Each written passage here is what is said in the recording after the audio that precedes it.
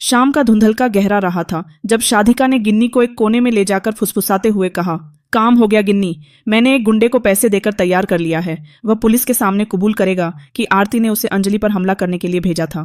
अब आरती का खेल खत्म। शाधिका के चेहरे पर एक कुटिल मुस्कान थी। उसे लगा कि उसने अंजलि और आरती दोनों को एक तीर से दो शिकार कर लिया है। अगले दिन अंजलि, जो इस हमले का शिकार हुई थी, के सामने उस गुंडे को पेश किया गया। पुलिस और परिवार के सामने शाधिका को उम्मीद थी कि गुंडा आरती का नाम लेगा, लेकिन अंजलि की आंखों में कुछ और ही था, एक तेज चमक और शक। अंजलि ने पुलिस को किनारे हटने को कहा और खुद उस गुंडे से सवाल पूछने शुरू किए। तुमने कहा कि तुम्हें आरती ने भेजा था? ठीक है, बताओ आरती के हाथ पर कौन सा निशान है और वो पैसे तुम्हें कहाँ दिए गए थे?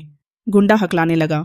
अंजलि ने अपनी आवाज और सख्त की और उसके गले पर हाथ रखते हुए कहा, झूठ मत बोलो। शाधिका ने तुम्हें पैसे दिए हैं यह कहने के लिए कि आरती दोषी है, लेकिन सच तो यह है कि तुम शाधिका को जानते तक नहीं थे जब तक उसने कल रात तुमसे संपर्क नहीं किया।